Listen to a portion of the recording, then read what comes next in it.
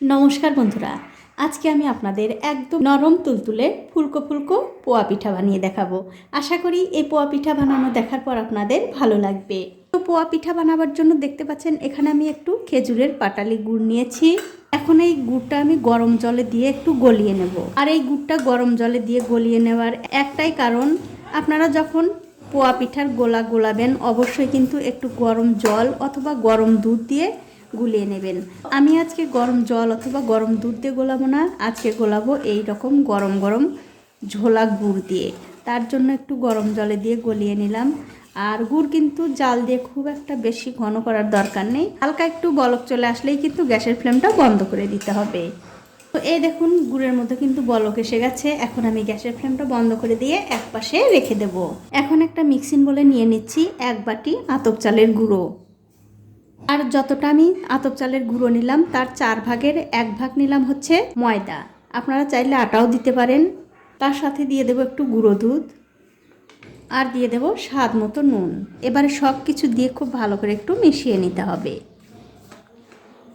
দেখুন সব কিছু কিন্তু খুব ভালো করে মাখানো হয়ে গেছে।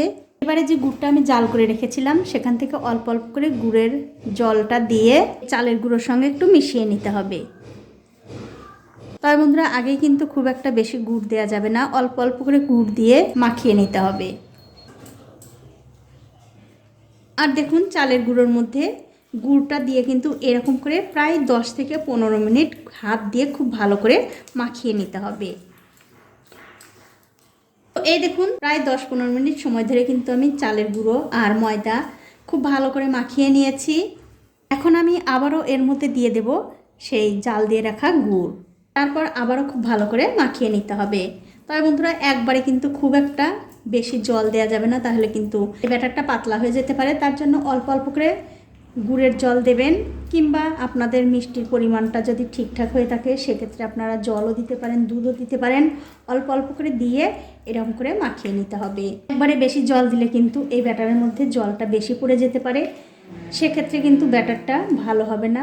আর এই ব্যাটারটা যদি ভালোভাবে গোলানো না হয় তাহলে কিন্তু পিঠাগুলোও ভালো হবে না। তার জন্যই বলছি অল্প অল্প করে জল দেবেন আর এই ব্যাটারটা বানিয়ে নেবেন। আর তেলের পিঠার ব্যাটার কিন্তু খুব একটা বেশি পাতলা করা যাবে না, একটু ঘনর দিকেই রাখতে হবে। তো এই দেখুন অল্প অল্প করে গুড় দিয়ে কিন্তু খুব সুন্দর একটা ঘন ব্যাটার আমি তৈরি করে নিয়েছি।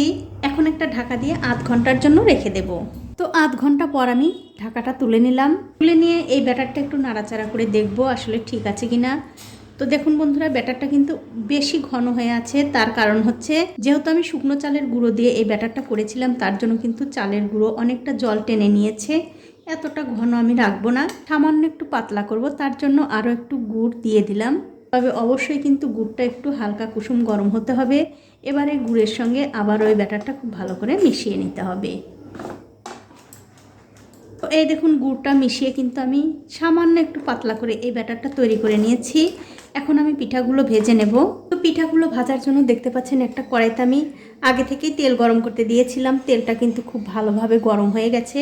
এখন আমি গ্যাসের ফ্লেমটা মিডিয়ামে রেখে এই যে ব্যাটারটা করে রেখেছি এখান থেকে 1 হাতা ব্যাটার নিয়ে এই তেলের মধ্যে দিয়ে দেব।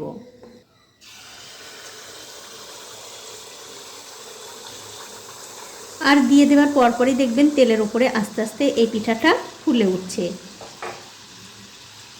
আমি কিন্তু ভিডিওটা কাটবো না, তার কারণ আপনাদের দেখিয়ে দিচ্ছি পিঠাগুলো কত সুন্দরভাবে ফুলছে। দেখুন কত সুন্দরভাবে কিন্তু তেলের উপরে ফুলে উঠলো পিঠাটা। এখন আমি উপর দিয়ে একটু তেল ছড়িয়ে দিচ্ছি। কিছুক্ষণ পর যখন দেখবেন একদিকটা হয়ে গেছে তখন অন্য দিকটা উল্টে দিতে হবে। উল্টে দিয়ে এই পাশটাও একটু ভালো করে ভেজে নিতে হবে। আর বন্ধুরা তেলের পিঠা কিন্তু খুব একটা বেশি মুচমুচে করে ভাজা যাবে না, তাহলে কিন্তু শক্ত হয়ে যাবে। দুবার এইভাবে উল্টে দিয়ে ভাজলেই কিন্তু হয়ে যাবে। দেখুন এই পিঠাটা কিন্তু হয়ে গেছে, এটা আমি তুলে নিচ্ছি। আর প্রথমবারে পিঠা দিয়েছি তাই কিন্তু কতটা সুন্দর ফুলেছে। আমি আরও একটা পিঠা ভেজে আপনাদের দেখিয়ে দিচ্ছি। তো আর এক হাতা ব্যাটার আমি খুব সাবধানে তেলের মধ্যে দিয়ে দিচ্ছি। আর তেলটা যদি খুব বেশি গরম হয়ে যায় সেক্ষেত্রে কিন্তু গ্যাসের ফ্লেমটা কমিয়ে দিয়ে এই পিঠাগুলো দিতে হবে। আর আমার এই ছোট্ট চ্যানেলটি যারা সাবস্ক্রাইব করেছেন তাদেরকে অনেক ধন্যবাদ। আর যারা সাবস্ক্রাইব করেননি তাদেরকে সাবস্ক্রাইব করে নেওয়ার অনুরোধ রইল।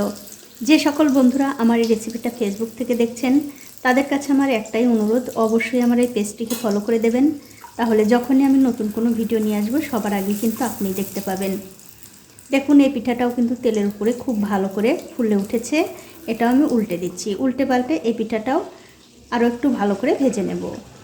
তো এই দেখুন এই পিঠাটা কিন্তু আমি উল্টে পাল্টে খুব ভালো করে ভেজে নিয়েছি। এই পিঠাটাও আমি তুলে নিচ্ছি। আর ঠিক এই একই রকম করে কিন্তু সবগুলো পিঠাই ভেজে নিতে হবে।